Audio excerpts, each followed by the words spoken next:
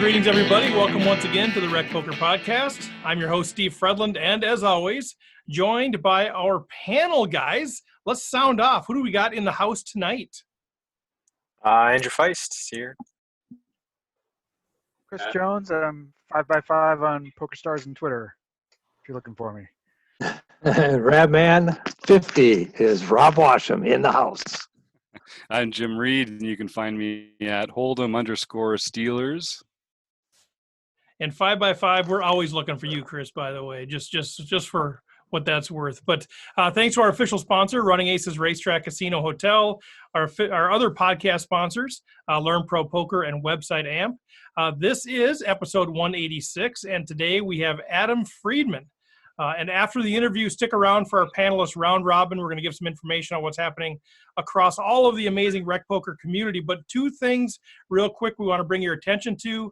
The first is something we've been waiting to bring up for quite a while, and that is the fact that we are officially going to be relaunching rec.poker. By the time you're hearing this, the new site will be up. We've been talking about it for a while. We're super excited. For those of you who are already members, you're going to enjoy this immensely more than the current structure that we're on. If you're not a member, you'll become a member. Trust me, you will. And we're opening this up so it's a free membership to be part of the community. And then we have different levels, so premium content. We'll talk all about that later, but man, it's here, and we're super excited about it. And the other thing that we're pretty excited about as well is on this Wednesday, July 8th, we have our monthly mixed game playing on PokerStars, and we have to try to convince Adam Friedman to play. We'll see if he's available, but we do have a commitment from Chris Moneymaker, so he is going to be jumping into our horse tournament on Wednesday night. So knock him out. We'll give you a shout out on the podcast, and of course bragging rights for the rest of your life. But a couple of really cool things, but we'll talk more about some of that as we get going. Today, as I mentioned, we have Adam Friedman, a good friend of the show. If you've been listening for a while, he was on episodes 153 and 154. It was so great, we had to split it into two episodes. He's a huge fan of mixed games, very accomplished in Hold'em and mixed games. I'll give you a little bit of his resume, but this could go on and on and on. But if you don't know Adam, 3 World Series of Poker bracelets in mixed games. He won his first one back in 2012 in the $5,000 7-card stud high-low. And then he went back-to-back. 2018, 2019, winning the $10,000 buy-in Dealer's Choice Championship 6-handed. 293,018, increased it to 312,000 in 2019. Obviously looking for a three-peat this year. We'll see what happens there, but several other final tables at the World Series. But he's also a wonderful no-limit Hold'em player as well. I've had the opportunity to cover the MSPT, and I watched him take third in a tournament in Cleveland at the Jack Casino Cleveland. And then the next year he took third again, and then the next time they ran it 6 months later, he won the sucker. So pretty well accomplished, all told about $3.1 million in Hendon Mob earnings. And that may have been the longest introduction to a guest I've ever given. So with that, why don't we bring in Adam Friedman. Adam, thanks for joining us. Glad to be here. How's everyone doing? We're doing well, man. We're doing well. Now, are you in Ohio right now, or where are you at? Yep, in Columbus. Just going along with life. I can say I have never experienced June. I've never experienced the first 2 weeks in Ohio since I was 22 or 23. So this is new. This is definitely new. I mean, right now would be what I think the main event would be going on about now. Yeah. Which means in all likelihood I'd probably be knocked out in order to I'd be playing cash with Bellagio. But you know, so it'd be one or the other right now. This is the time of year that I play cash at the Bellagio after busting the main. Yeah. Well, how weird is it? I mean, let's start there. How weird is it? You bring it up that normally that's part of what you're doing, but I'm assuming you have sort of a rhythm of preparing for the World Series and that sort of thing. Like, how different is it this year than other years for you in your game? Weird is definitely an understatement. This is, like I said, I haven't been here since I was 22. I'm 38 now, and to say that I guess I've really gone with the flow of things the last 15 years. I never really realized how true that was until just being more or less stuck here. I never, like I said, never experienced summers in Ohio since in between years when I was in Indiana, essentially going to school. It's usually I'm an hour later than I guess all you guys right now. It's 7:35. 735 would normally be so it'd be 435 in Vegas. Like I said, I'd either be right now in a cash game in Bellagio, or I'd be, let's see, what would be the second or third level of the main event right now, on what, day 1 or day 2. So it'd be one or the other right now. And then there's always the possibility I'm burned out and I'm taking the day off and I'm just staying in probably the Airbnb I rented, or meeting friends for sushi. I mean, just why not? Because why not? Well, I was going to ask, I mean, is there part of you at all that's sort of like, man, it's kind of nice to have the summer off, or is it, man, no, I really miss this thing? You know what? I can honestly say my initial thought was going to be, maybe it won't be the worst thing in the world taking the summer off, but like I said, I mean, I still enjoy playing poker a lot. I don't have that initial love that I had like the first year or two when you're first discovering everything, but I can honestly say I absolutely miss it. I miss playing all the big cash games at Bellagio. I miss going through the swings, the torture of just getting brutalized, and then the nights where I'm just crushing and I'm just smiling and looking to see whose faces I've devastated. And then and then at the same time, when I do, I mean, I've never played. Again, I don't play a tremendous amount of tournaments compared to at the Rio. Maybe on average 15 to 20 events, which I guess is a good amount, but it's not a full schedule by any stretch. On average, I tend to make about one final table World Series, sometimes 2. But, those are always fun. I mean, to me, tournaments are always great once you get to about the final day. The first day or two, it's like, it's going through the motions. It's hard for me generally to get really excited. Unless it's an event I really, really look forward to playing. The 10K mixed events, they're offered nowhere other than the World Series, and you still get a good amount of people. So when I get the chance to play the dealer's, the 4 events I always play, the dealer's choice, the horse, the stud high, and the stud 8 or better, there's no other time to play those events. And so it's like, I guess if it were like an event every 2 weeks around the country, that'd be one thing, and I would lose its luster. But just because I never get a chance to play these events, those I tend to look more forward to. But besides that, it's the other events, they're great when you get to play them, but it's hard to get excited until you got rid of about 90% of the players. Like, oh, we got a shot, and to maybe do something nice. But until then, I mean, I'll take cash games over all that until you get to about the final 2 tables or so. Okay, the rush of playing down to 1, right? Yeah, I mean, like I said, once you get to the final couple tables, then the excitement really gets there. It's like, oh boy, here we go, we got a shot. And then when you bust out like in 12th or 17th or something, it's like, why was I here? Why was I at Bellagio? Why was I playing cash? It's the worst. I mean, I almost would have been happier if I would have just gotten my brains blown in Bellagio for a better number. It's the absurdity of what we do for a living. You almost have to enjoy some of the torture, some of the losses, which is an incredibly odd thing to say or understand unless you've actually been through the wars, which I believe, which we all have on certain levels. Also, everybody here on the panel, anyone's ever played poker. It doesn't matter how much money you played for, whether a lot to one person might not be necessarily as much as anyone else, but the feeling is still the exact same. Mm-hmm. The torture, it's there. The brutalization, when you come home after a long session, or whether it's you're playing live or online, and then you're going to bed and you can't stop thinking, like, oh my God, what just happened here? And then you're just lying in bed, you can't sleep, and you're, God, I hate this person A. I just want to beat him for it.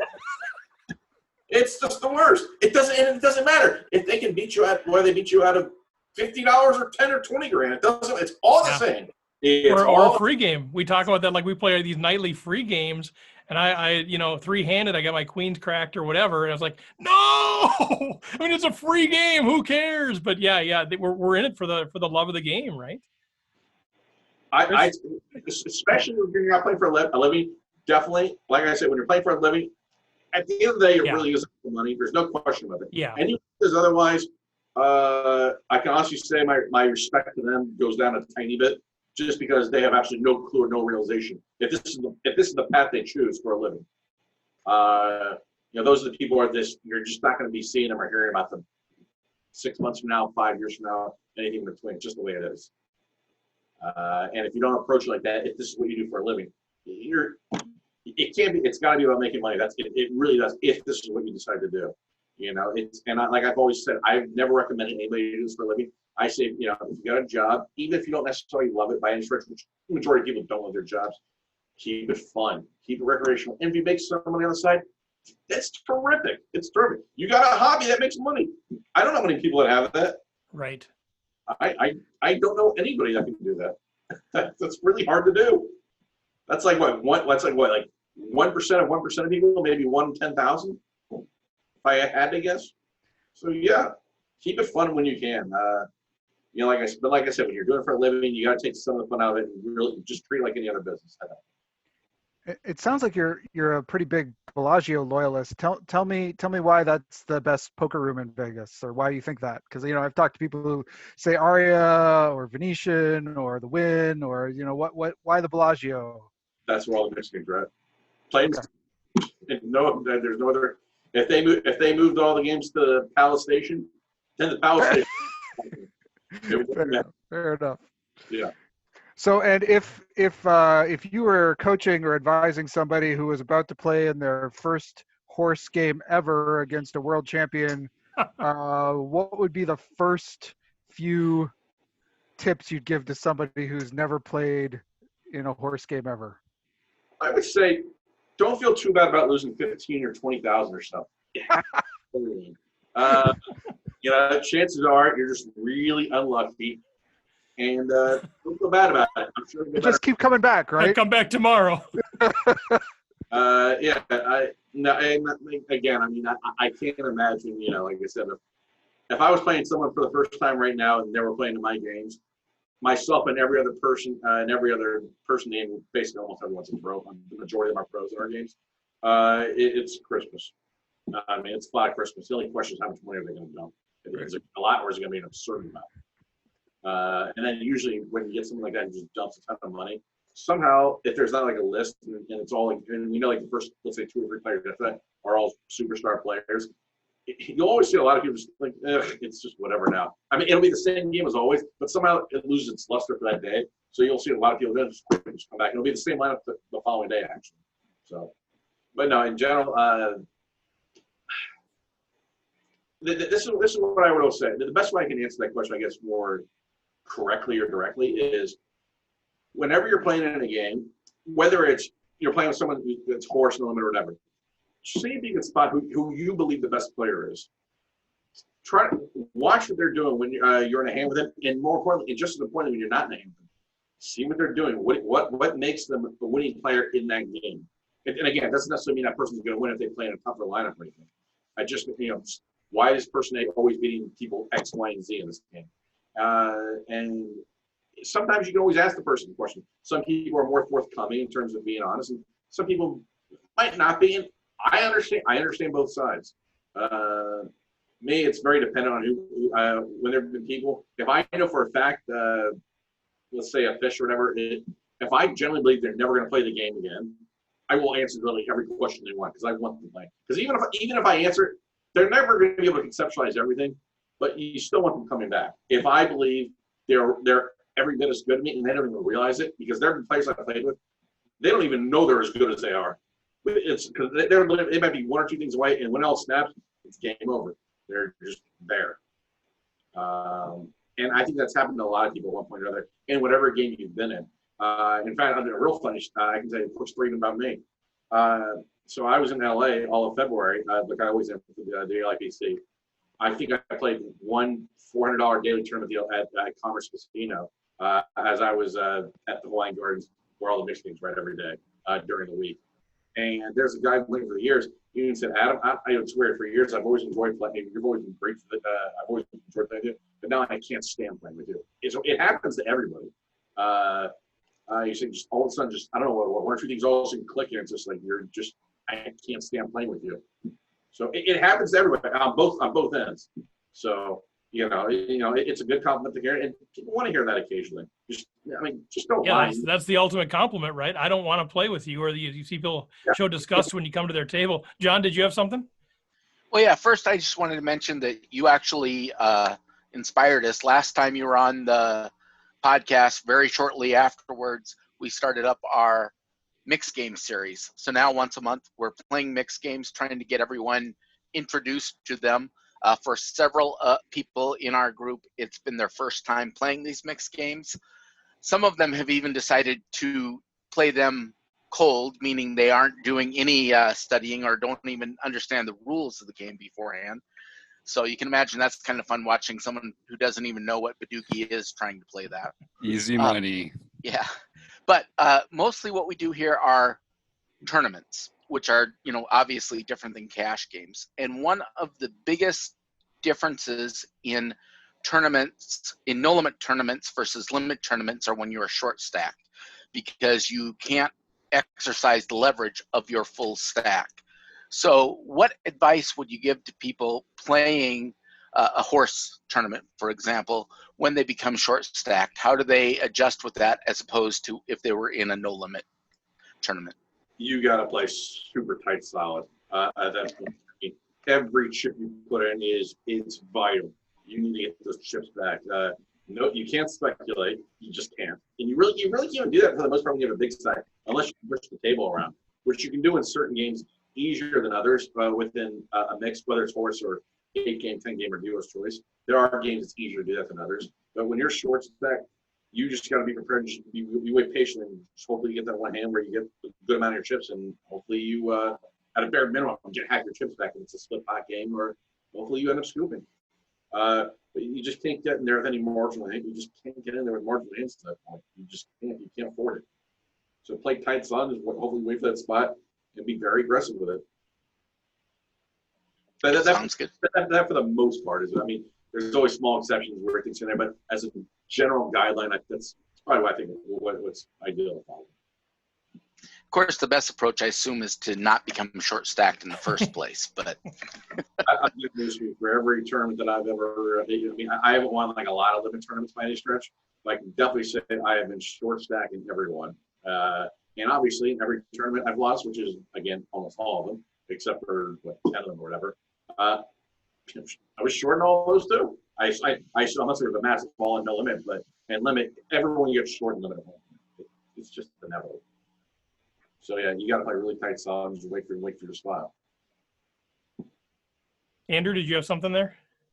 Yeah, I was just curious. Like, so with the possibility of summer camp not happening, which summer camp being the WSOP for most of us, what are you doing in Ohio to keep your game sharp? Because I'm guessing you don't have a whole lot of access to online games. I'm just kind of curious as to what you do to kind of keep your game sharp.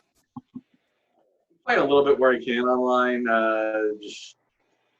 I don't have access. I mean, there's a couple games I can play in, but for the most part, I haven't been playing as much as I would like. But I'm sure eventually, sometime this fall, I'm probably gonna be playing some tournaments and some sites, I guess like ACR or whatever. And then probably after a week or two of playing no limit events, I'm probably gonna be done. I'm just like, all right, I'm just good. Because like I said, for the most part, I find no limit not as fun as the other games, and again, it makes it very limited and it's hard to find online. Yeah, we all know what he's been doing, guys. If you've been playing the home game, you know that he's been jumping on our home game every night, 8 o'clock Central, under the name Magra 44. We all know that that's what he's been doing. So, it's a little inside joke there, Adam. But so one of the things that we talked about when you were on here before, and we've talked to other mixed games people, other mixed game specialists, and they would say, it's good for no limit hold'em players to learn mixed games because it's actually going to help your no limit hold'em game as well. Talk a little bit, maybe elaborate on that. Why is that? Like, what are some of the things that, you're introduced to or that you're experiencing in a mixed game that is actually going to translate well for those of us who are trying to improve our focus on no limit hold'em tournaments? I mean, I've said for years, even people that just, let's say, play no limit tournaments exclusively, for a living, or that's just the only type of poker they enjoy playing recreationally. Every single game can help you in every other format of poker. For whatever reason, there could be a concept you learn if you play in Stud 8 or better, you end up learning that you can apply to pot limit Omaha. There could be something in a Deuce of 7 pot limit triple draw that somehow applies to Badugi. Tiny concepts here and there that sometimes you end up fearing the nuts more by playing some other games. Sometimes you look, I can be more liberal in certain aspects. There's always tiny things that just can jump from one game to another. You would just think, wow, there's just no direct correlation to it. But there are always some are direct, there are even some indirect things. You can't really discover until you actually end up playing. And all of a sudden you start seeing things differently in the games you predominantly play. Like, that's an interesting thought. That's something interesting. Maybe there's some sort of some sort of a layover there, and some things are and some there aren't. but you can't know until you actually play. I mean, you can only tell people so many times, but until they actually put in the hours and put in the work, the majority of the overwhelming, I would say over 95% plus, can actually see where there is some crossover between the games. Yeah, one of the places that I recognized that the first time I ever understood the concept of card removal was in 7-card stud. And it's a very common concept. You know, everyone tells you, look at all of the up cards so you know what's been folded later and remember those. And that same concept applies to No Limit Hold'em as well, but it's easier to envision in stud. Correct. Excuse me. That's absolutely correct. And obviously, card removal is even more important in the other two stud games, Stud 8 or better and Raz. As I've gotten older, I'm probably 95% as sharp as I was at my peak, so I can't always remember everything in Stud High, which I still consider my best game for now. For probably not much longer. But yeah, I mean, when you start seeing, let's see, if you've got these cards, this person can't, if he's trying to attempt to represent this hand, hold them. Well, and it's much more likely since I've got this card and this card, and you go from there. But yeah, so you just, but you're right. Like it might not be as important in No Limit Hold'em as is instead, but a concept you might not have necessarily even figured out or understood before. Just like, oh, look at this. This actually can help a little bit when you're trying to narrow up maybe a specific range someone's trying to represent when they're playing No Limit Hold'em. And I heard you just talking about you feel like that's your best game. Is your favorite game your best game, or is your favorite game different, and why? What makes it your favorite game, or what makes it your best game? I mean, I would say what makes my best game is strictly, I just believe it is. I can't really know how to really answer it. My favorite game is wherever I think the biggest difference between my skill level and the next skill level is, and someone else's skill level is. It was actually pretty funny at the like Sean Deeb actually said something to me. We actually played together in February and we hashed out some of our minor differences that we had over last summer. And he said at the final table, he said he said Adam thinks 7-card stud's his best game, but it really isn't. I knew what he was saying, which most people wouldn't have. It had to like literally reflect. We spoke about that, and he knew exactly what I was talking about afterwards. It's like, if this is my stud high game, let's say my Badusi, or I think my next two best games might be Badusi and Badesi. My Badusi Badesi might be this much here, but let's say here's the stud and stud 8, and let's say maybe where everybody else is. Here's Badusi Badesi. Here's everybody else that's off the screen. So I think I got a much bigger edge of Badusi and Badesi, even though I believe I'm better in stud high than those two games personally. So I know, you're sort of known, at least the people that I know that know you say, man, the guy studies all the time. Like he'll play the 12-hour tournament, then he goes home and he like runs hands. He's looking at hands before day 2 of the tournament or whatever. So I mean, that's my perspective of you, is that, you're studying hard on the felt, off the felt, kind of really when you're into playing, you're really playing hard, all those sort of things. And I think you obviously, you and I have had a few conversations. You've got this natural sort of logical brain. You're also good at psychology. You kind of understand people. So there's sort of this natural gift, but you're working hard. I'm curious what your take is on, for the average recreational player. So let's say, maybe some of them aspire to be pros, but most of us, where we're playing, we want to get better. We want to play a little bit higher, but we just want to get better, keep enjoying the game, with limited time. How should we best spend our time? Is it just playing and getting reps? Is it studying? Is it a combination, or just general principles of how do we improve our game? Or maybe, as you've seen other people that have improved their game, what are the common characteristics of those folks? Well, I'll say I personally approach things differently than the overwhelming amount. So what I wouldn't necessarily recommend what I do for others. I just don't think it's going to be ideal or translate well to most others, because I tend to think things much differently than the majority. But I will say there's no substitute for play. None. Bar none, number one. Number one is got to be you put in the hours, plain and simple. You find out what works and what doesn't work. I would assume for the majority of people, the best way, other than that, study when you can. Whatever the truth is, I couldn't even tell you what the best material is out there. I haven't studied. I mean, it was actually pretty funny. I was looking the other day. some of the poker. I mean, I've got probably about 4 or 5 poker books from way back in the day, from like 20 years ago. I think I even have a, what was it, 2 + 2 = 4. I don't even remember what that is, like some Slansky book maybe, which obviously doesn't apply anymore. So you want to find more stuff that's more current and stuff like that. The only material that I've ever read that I still believe holds up really well is Chip Reese's section on 7 cards set high in the original Super System. I still believe a lot of those principles hold up very well. So you know when you can, read what's out there. And what's great about RecPoker is you guys have you all talk to each other. You're able to figure out you figure out different perspectives. Oh, why is it you play this hand this way? How come you? And then why don't you play the way person B played it, or why not the way I played it? And you can just bounce ideas off each other. There's some people I occasionally talk to about some of the games. I've never been big into the whole groupthink idea. It just doesn't fit me personally. And like so the one way that I tend to study, I guess, so to speak, which I know nobody does. And again, I've never studied charts, PIO, or any of that stuff. That's for all the people. Again, I don't think they know the whole terms. I don't aspire to play the 100K high rollers. I just don't care to. And it would take me. It probably would take me a while if I was to ever get that good. I'd have to study 5 or 6 months straight and not play, which I've got no desire to do. But generally, like I think I've even told you this in the past, Steve. Like what I've done is I'll put some movie or some television show on Netflix, and I literally will run hands out, and I can already see how I'm playing every hand, every position. Which again, I think that's very difficult to do, but somehow I'm able to understand what I would do in a lot of different spots. And I think it's very difficult for probably 98, 99%. I would have guessed that people do, because it's so hard to tell me. How do I know how this person's going to do it? I just know how I would try to play every hand, every spot based off. I'll say, well, I'm not using this hand, this hand. Well, I got this one. So, I don't normally play, but race and re-race, probably got to fold. So stuff like that. Again, it's not something I really recommend for people. I would just say above all, put in the hours and just play. That's without question predominantly number one. And a big drop off between studying. Number two is there's a very big drop off in my opinion after that.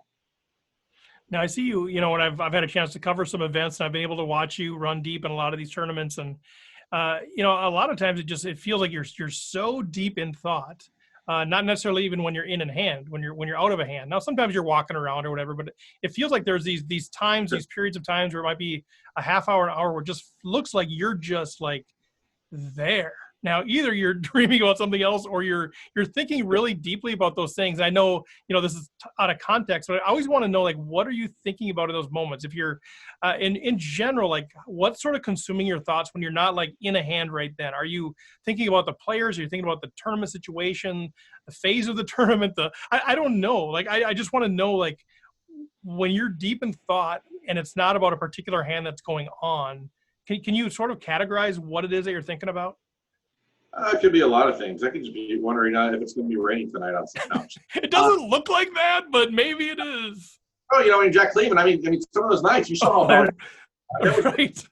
I'm trying to think where I'm going on my dinner break, actually. So yeah, it's pretty brutal, actually. No, but in all seriousness, I say a couple things. One, depending on my stack size, I'm already trying to think what hands I want to play in certain positions and so forth. I'm basically trying to stereotype every individual at the table based off the hands that I've seen them play, and if I haven't seen them before, I'll stereotype just based off maybe half the times how they're dressed, what they're looking like. I'm looking for all kinds of things, and I might look at that, before I actually see them play, and go from there. It's obviously not foolproof by any stretch, but I try to put people like, this person is just way too loose and base people off. Already seen too much. Dude, this person, I can raise his line even on my short stack because he's just not going to defend unless he has it. So I'll try his line. I'll definitely try to attack when possible. This person, he's going to give it away. Just got to be really patient. Just give him a tiny bit of rope in the right spot, and bam, we'll get my double up, or I'll bust the guy. So are you are you one of those guys that always kind of knows how many blinds everybody has in the tournament at all times? Is that part of your thing? Are you? I'm definitely trying to keep aware of stack sizes, especially later on I get into a tournament. I mean, are you like saying, okay, I know that guy's got 42, he has 33, he's got 57, or is it just sort of like small stack, big stack? Yeah, I mean, I'm not going to try exactly, especially if it's earlier in the middle of the stages. I'm not going to try to get it to an exact, because like you're so far away at that point. Forget about winning. Just even thinking about the final table at that point. So yeah, you just want to You just want to be wherever you're at. Are you the big stack on the table, so where you can, or do you got to tighten up a little bit? Just the best player in your direct, is the person you perceive as the best player. I'm not saying if you're not ranking yourself, potentially, is the best person you perceive the table on your direct left or direct right. You got to tighten up a little bit because he might take advantage of you if you start playing a little too wide. You're just too good. He's just going to screw it, and you're going to leak chips that way.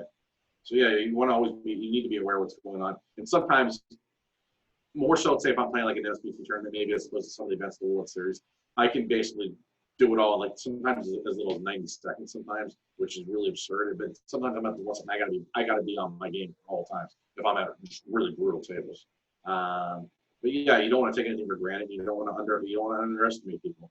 That's how you're gonna be turns when you sort of get into yourself. Yeah. Chris?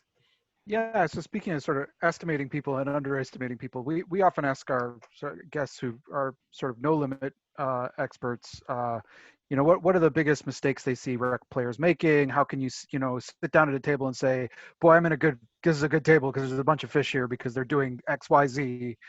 In a mixed game, when you sit down in a mixed game and you see a player doing, X, Y, or Z, and you're saying, licking your chops saying, this is a great game because this player is doing this. What are they doing too much? How do you identify that fish at the table pretty easily? I mean, it could just be the hands you see. I mean, for the most part, I would say just what hands are you seeing them play. I mean, are they defending picture cards and Raz in a low card races? Are they just playing way too wide? Are they way too tight for living? I mean, where they're just waiting for the absolute nuts. You can still run people over in certain spots of the limit if they're going to allow you to. And again, like in a tournament, like I said, we're talking more of a tournament. When you are the big stack, and especially in some ways, in mixing tournaments, especially limit, I do better against people who are confident as opposed to people who are completely clueless sometimes. Because the people that are clueless, they have no idea they're supposed to play really tight. But the people who are confident know that I got to let Adam run me over here in the spot. It's just the way it is. Because I got to be I have to wait. I really need to wait for my spot. I don't want to take that marginal situation and bang, now I've lost the majority of my stack and I'm on the double, I'm out. So yeah, you need to, in that regard, I've done maybe against like slightly confident players as opposed to maybe players. But those players who, you got to just play much more tighter. You got to play slot because they're going to give their money away, and they're not necessarily giving away. It can be to anybody at the table, so you just can't run them over because they don't know they're not supposed to be run over in certain spots. Any other questions from the panel? All right, guys. Well, let's, Adam, I guess as we start to wrap up here, we try to keep these, 30, 40 minutes. So as we start to wrap up, as you have a chance to address RecPoker Nation, now a lot of these folks are tuning in because they heard you before, like, I want to hear more from Adam. What other advice would you have for those of us who are learning the game, whether it's about learning the game, whether it's about bankroll management, whether it's about enjoyment of the game, learning it in community, whatever it might be. Here's your chance to address our audience that are all waiting with bated breath to hear what Adam Friedman just might tell them with his Unabomber beard from Ohio. but no, I mean, as we sort of wrap up here, what final messages would you have for the folks? Generally speaking, I think one of the biggest mistakes you'll see amongst recreational players, they play way too many hands. You want to build a solid foundation. I think it's very difficult to be. There are some people, they can just do it. They can play super loose and learn from their mistakes right away. But I think that's a very, very small, tiny single-digit percentage of people that can do that. I think you're much better off when you start playing really tight, solid overall. Nobody wants to get buried. I mean, most people are initially going to lose when they play new games. It's just the way it is.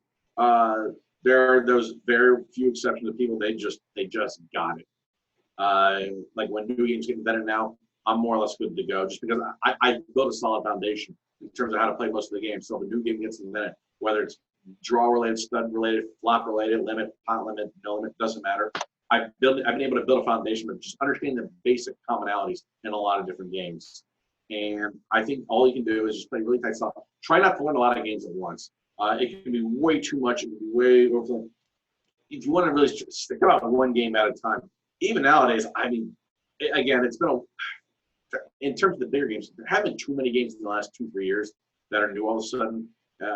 getting some variation of random stud games. We've got a couple of random drama games, drama doogie, drama hot deuce 7, drama high. But even then, I mean, there's a basic fundamental process on how to play the games, and you make different adjustments in terms of just understanding when in doubt, just play tight slot. It's okay if you think the hand's marginal, just fold it initially. Just try to play really tight hands to begin with. Then you can start to open it up a little bit, and then you see, okay, this does work. Maybe it doesn't, and go from there. But maybe this hand, it can work, but only in this situation or two. Whereas, okay, maybe the majority or small certain things, it really doesn't. So I think for the most part, you want to really play tight, solid. In the overall, especially in limit games. I mean, there's only so much you can do, when you're playing limit. Sometimes you are completely handicapped by the cards you've got, and that's just all there is to it. I mean, it's like if you're playing Raz and all you do is add a picture card every time face up. Doesn't matter what you have. People are raising it. Look like you can't do anything. Don't just be like, I've had it. I can't take it anymore. And then tight player raises with 2 low cards behind him. Like, I can't take it. I got a 10 up. I'm going to play 2-4 in the hole. Okay, well, that person, granted, you could always win the hand, but you're already taking 3-2 or a little bit worse than to begin with. I'm sure that'll really work out well long term. Of course, you can win the hand. It can happen. You're going to win a percentage of the time, but more often than not, you're just going to burn money, and that's just all you have to do.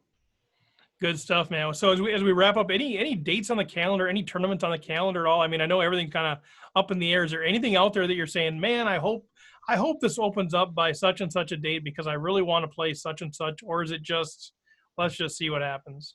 Well, I'll be honest, the majority of my fun is right now and it would be finishing up. So, I mean, I enjoy playing MSBT tournaments when they're around, especially when they're within a nice little 2-hour drive up north to Cleveland. or if I'm flying out west LA or Vegas, and it's just a one quick stopover, like in Iowa or something. I enjoy doing that. But I mean, like I said, I enjoy cash infinitely much more than I enjoy playing tournaments. So, I mean, like I said, since I don't want to get too optimistic because unfortunately, I know I'm in a very pessimistic group of how long I think this is going to last with COVID-19. I initially said 18 months. I've already changed my mind. I think it's going to be 3 years out. I really do. And truth is, at least with that mindset, if I'm right, well, at least I was prepared. And if I'm wrong, great. Right. Well, Adam Friedman, man, I mean, it's a pleasure. It's an honor. Tremendous player, obviously, great dude. Appreciate you taking the time to enlighten us. We got the mixed game coming up here in a couple of days. We'll connect offline if that's going to work out for you to jump in there and play with us. But either way, man, appreciate you jumping on the show. Absolutely. Glad to be here, and hope I'll be here sometime in the future. And like I said, I'll have a better idea what's going on probably 2-3 hours ahead of time on Wednesday, whether I can play or not, and I'll let you know. Well, we'll watch for you. Just let me know your screen name if you're able to play, and we'll keep an eye out for you. All right. Yeah. Thanks a lot, guys, for having me on. I really appreciate it. All right, Adam. Yeah, we're going to stick around here so you can just jump off there when you're able. But thanks again. Thank you, guys. Thanks, Adam. Thank you. Bye. All right, guys. Good stuff there from 3-time bracelet winner Adam Friedman, mixed game specialist. He's got a unique way of approaching things for sure. What'd you guys think? I'm gonna stake him if he's in the horse that we play on Wednesday. Who do you got? Him or Moneymaker? Yeah, that's a good one. The only time I've ever played horse was with a basketball in my dad's driveway. Yeah. This is going to be a stretch. Yeah. No, go ahead. Well, I was just gonna say I'm gonna front both of their fees. I'm gonna pay for both of their ways in. Very generous. What kind of markup do you think they get in the free home? What were you gonna say, Chris? Oh, I mean, it's always exciting. I know, I'm really trying to sort of learn mixed games just a little bit, but especially in this time, it's kind of hard to find a place to play them except our sort of weekly home games, and it's kind of hard but I am really excited. I think once things open up, I want to try to learn these games, and he's such a good ambassador for them. So it's fun to hear him talk about them. Yeah, and somebody so accomplished. I think it's a name that a lot of folks in RecPoker world don't know because we're so focused on no limit hold'em, that sort of thing. And we hear, who's this guy that's made $3 million and won 3 bracelets? Who's this Adam Friedman guy? Very accomplished. And then, of course, we all know Hendon Mob. That's your tournament statistics. And if he's playing cash, we don't know how much money he's made. But I can tell you from his stats from the MSBT are unbelievably off the hook. Like it's got to be like a 400% ROI given of all the tournaments he's played. It's unbelievable how much success he's had there. So very accomplished. But when you talk to him, he's kind of like he was on the interview. He's kind of like, he's like, wait, where are we going? But man, he's a thinker, boy. It's so deep, and he just kind of gets it. So I think he gets it so quick. It's hard for him to communicate it. No. Yeah, and I think there's a lot of stuff behind what he's saying that he's not able to relay or doesn't relay. It'd probably go over our heads anyway, but you can tell there's a lot there. I think the way he learns is the reason why he can't articulate as to us what he's really trying to articulate, because he's just learns by playing. He doesn't read books. He doesn't watch videos. He doesn't have a group of people that he thrashes his hands around with. So he's just picking it up and just absorbing it, and it just becomes part of how he thinks about it. But he doesn't really understand how he got there. He just gets there. It's just like almost, I don't know. It's just amazing genius to be able to do that without putting that effort in. If I did that, it would be a very expensive learning process. Exactly. I think that's exactly right. I think he does. I know he'll rewatch like final tables, and he'll just like watch them for hours and hours, and like pausing and just thinking and thinking and thinking and thinking by himself. And so then, he internalizes that. But then he's not a coach. He's not a teacher. So he's not used to articulating it. He just kind of it's become part of him. But I think that's good insight. That's his style of learning, and that he even said that like the group thing isn't really for him, because that's not. He can be very introverted, and he likes to learn by himself. But I think you're right. I think that's good insight. Well, anything else on the recap of Adam? Good stuff. Well, let's hit the round robin here. I think we got the amazing John Somsky's up first, if I'm not mistaken. Yes, I am. I don't know that I'm amazing, but I am up. Anyway, the home game, we had our monthly home game last month, and the No Limit Hold'em game was won by our own, none other than 5x5, Chris Jones. There you go, Jonesy, and you're eligible for another pin too, because that's not the nightly one. Bring me a pin. Had to beat my 5-5 too. I had the pocket fives ready to take you out. I'm telling everybody listening, everybody on the panel, don't try to use fives against me. Only I can use them. Don't do it, folks. The blade twisted in my hand. It knew it served another master. It was Chris's hand the whole time. Well done, Congrats, sir. Chris. Well, the other thing, so PokerStars has changed the lineup of games that are available. So as it turns out, Triple Stud was no longer available, so we pivoted, and this month is going to be Horse. All that is it's Triple Stud, which is the RSE portion of Horse, along with Hold'em and Omaha 8 or better. So there are separate videos for Limit Hold'em and Limit Omaha 8 or better, and then you can watch the Triple Stud video for Stud and get all of your information about how to play Horse there. John, how does it rotate around, just real quick, for those of us who are really idiots? You don't need to give us a whole tutorial, but how often does it switch games? It's just whoever misses the shot, the next person gets to choose the shot. There you go.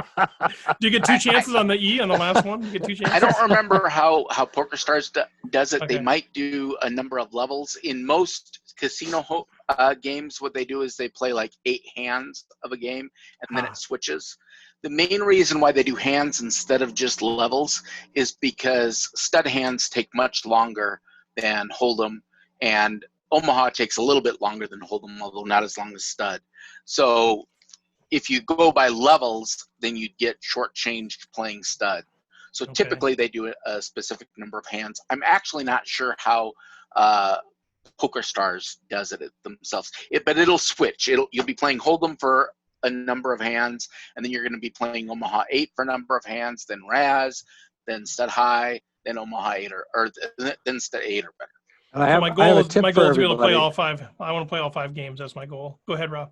I have a tip for everybody. I've played that Triple Stud on PokerStars home games before, and we'll be playing Raz, and then it'll switch to Stud. And I won't realize that it switched, so I'm trying to find this low hand, and everybody else is going for the high. And I'm going, what happened? So yeah, well, Pay attention to the table because it says it right on the PokerStars table on your That was my screen. question. Okay, It good. So we says have it a right chance. It there. says So it. pay attention because it really screwed me up. It probably won't give you a ding or a timer, or a buzzer or anything. No, It's just it going to just switch it. You just switches. got to pay attention. And you're going from Oh. one stud game to another, so you don't even realize that you Oh, switched. no. You know. John's Right, but- always going from one stud game to another. He just lives there. Yeah, I've made that mistake more than once. And, you know, as long as you do it convincingly, sometimes you can even win. You know, or I've been playing, I thought it was Raz, and then I back into a straight and end up winning stud high or something like that. Yeah, Go. It's a I lot of wasn't fun. so lucky. Just don't fold. You got to make sure you don't fold if you got that one. All right, the next thing we have on the docket is our June Nightly Tournament of Champions. That's going to be played on July 13th. Right now, everyone has signed up for the home game league except for one person. It's Keck Geek Come on, Jacob. S. So if you know who he is, or if it is you, go ahead and sign up for the league. I think a few people still need to sign up for the tournament, but that's going to be next Monday. I think it's a ploy for him just to hear his name a few times on the podcast. Yeah, and don't forget, this is where you get your chance to win Let's go. the very coveted silver pin. Oh, man. It's mine, baby. Oh, I- I want. I don't think, has any of the core group won a silver pin? We've only had two. We've had Only Gorov one and then per- Roger there- Shute. Oh, okay. Yeah, Roger Shute won. He's from Maine. He won the May, and then Gorov Aurora from Chicago won the June TOC in early July. Or I mean, April to May, and then May to June. So we've Yeah. got two silver pins have been awarded. Well, I'm getting this one, so y'all can just stay home on Monday the 13th because it's spoken for. I'm coming. I want it. Well, this Here it is, Jim. particular series is going to be a little bit more difficult than our normal Tournament of Champions because I did not qualify for it. Ooh. Yeah, so I will be recording, however, the final table, and it will be reviewed by a panel during our end of month strat chat. Yeah, if that's you're a fun. member. So, That's great. Wait, So say John's that taking again, one on the John. chin. I might have Yeah. stepped over what you're saying there. Say that again because that's an important. You members out there, you might love this. Say what's happening again. the final table is going to be recorded and reviewed by the panel during our end of month strat chat. So sweet. you're going to be able to see what all of these wizards are doing when they're fighting for the silver pin. And we don't That's record the final table of just the nightly tournament. We record the final table of the Tournament of Champions. That's So by right. the time people have sat down at this table, they're already champions. So by the time they get to the final table, there's even fewer champions than before. So this is going to be some exciting play.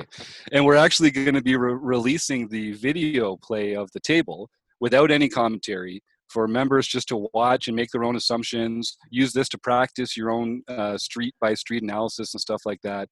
And then at the end of the month in our monthly strat chat, the whole panel will go through and review this play, and you can come join us. If you're on the final table, come join us and tell us why you did what you did or what you were thinking in that time, and we'll all get a chance to learn together. I'm really looking excited to this. I assume there's only like 10 of us in the Tournament of Champions because the Drabeks won like 15 of the ones. So I'd like my chances.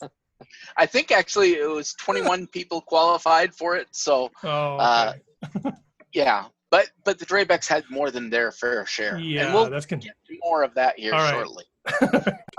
For our RecPoker Nightly series, remember the social distancing series has been rebranded. It is now the RecPoker Nightly series, and it is going to be continuing until further notice. On June 29th, Anciano 1941 Mark Foster won his second nightly series. June 30th, Carl 0621 Carl Anderson won his first nightly series. July 2nd, Witchy Stuff Leda Ligari won her fourth nightly series. July 3rd, Elvis 76 Steve Krebs won his first nightly series title. And then on July 4th, Oreo Milk 444 Owen Drabeck won an impressive third nightly series title.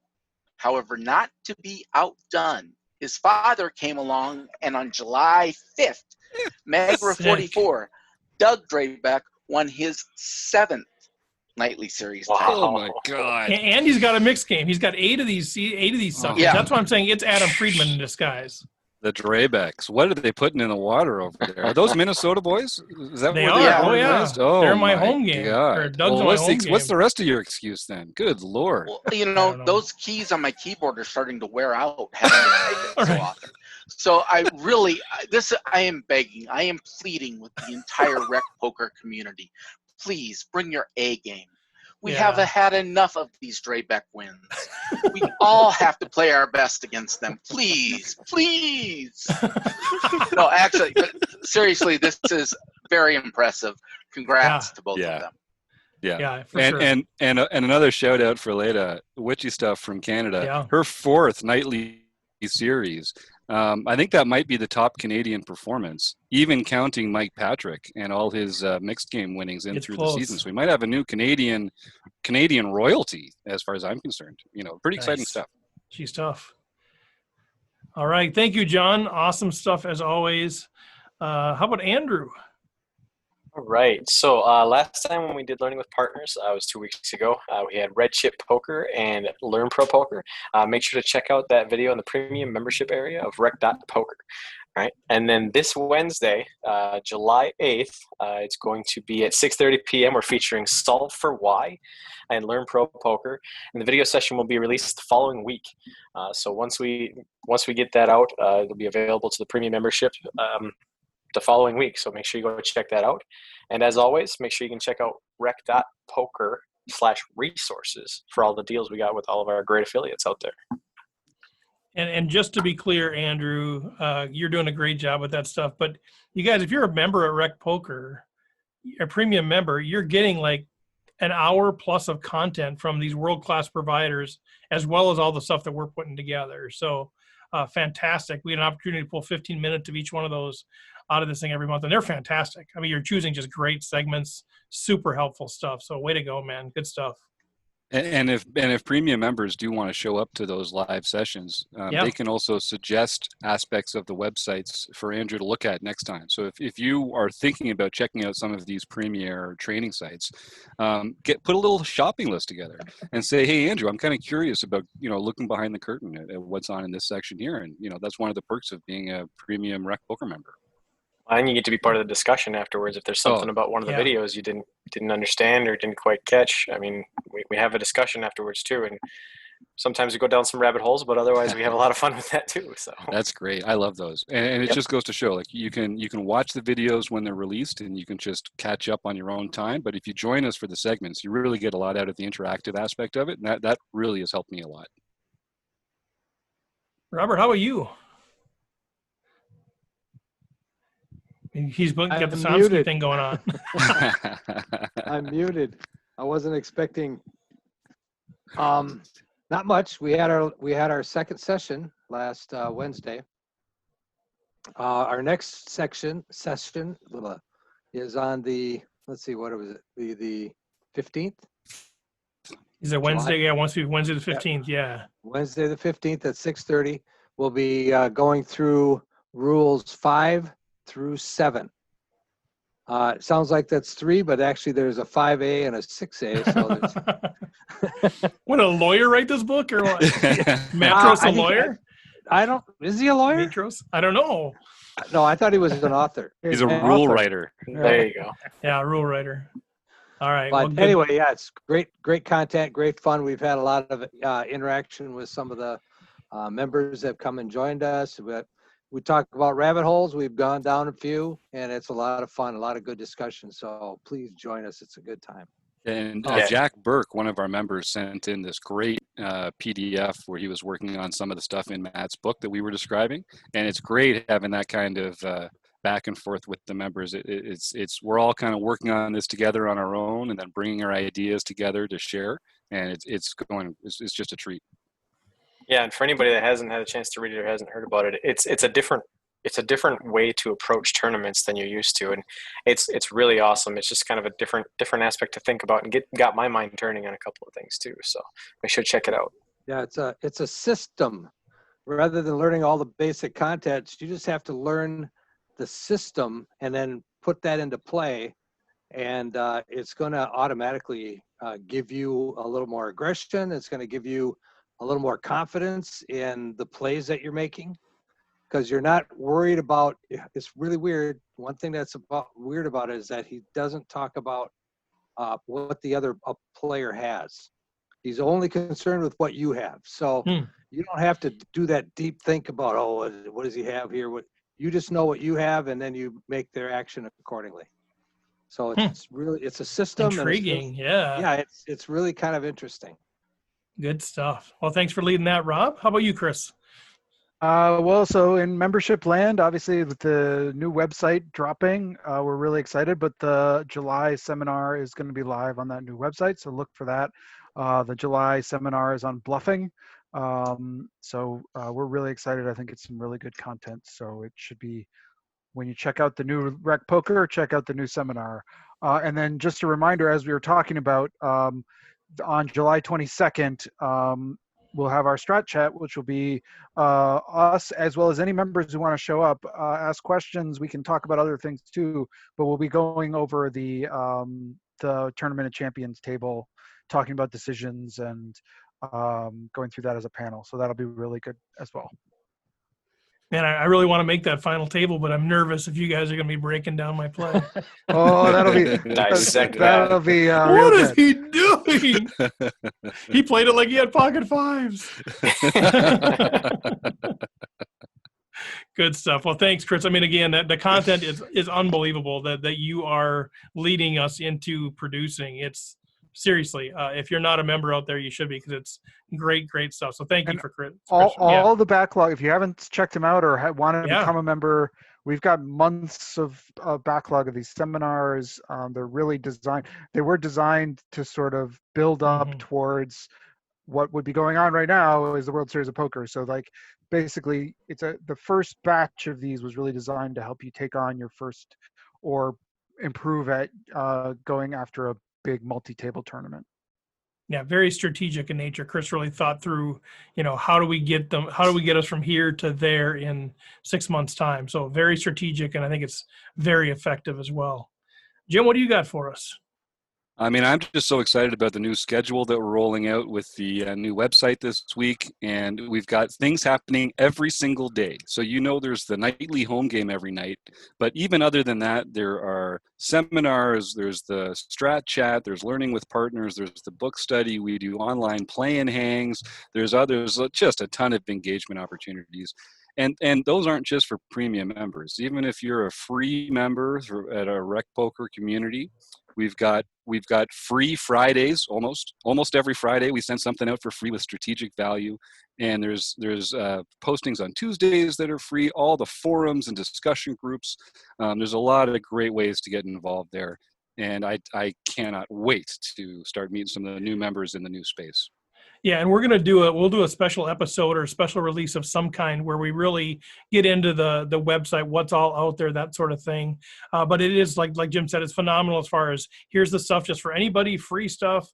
Be a member. You can be part of the community with no cost. You want to go to the next level of learning, pay for the premium membership. You get all this learning, more opportunities to engage, all of that sort of stuff. And if you want to go to the next level, we got this thing called the Wrecking Crew, which is really an opportunity kind of to show your wares out there. So really, it's fun, dynamic, and I'll just say, the vision for RecPoker has evolved over the last few years from it's just a podcast, hanging out with Minnesota people, getting to know a little strategy. And over the last few years, it's just evolved into this movement of a community of people that want to learn the game, get better, but enjoy doing it and build relationships and build friendships and celebrate each other's victories.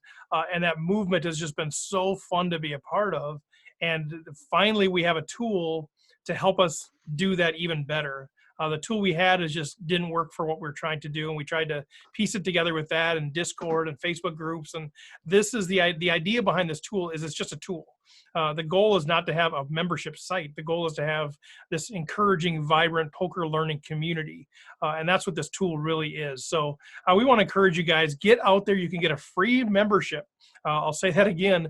You can be part of the RecPoker community, and that's where you're going to be able to build these relationships, learn together, have the opportunities to to come on the podcast or hang out with the panel, that kind of thing. So that's sort of my final 2 bits about the website. But anybody else I'm beyond excited about it. It turned out really good.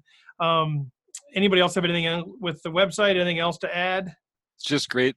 Everybody on this panel contributes mightily.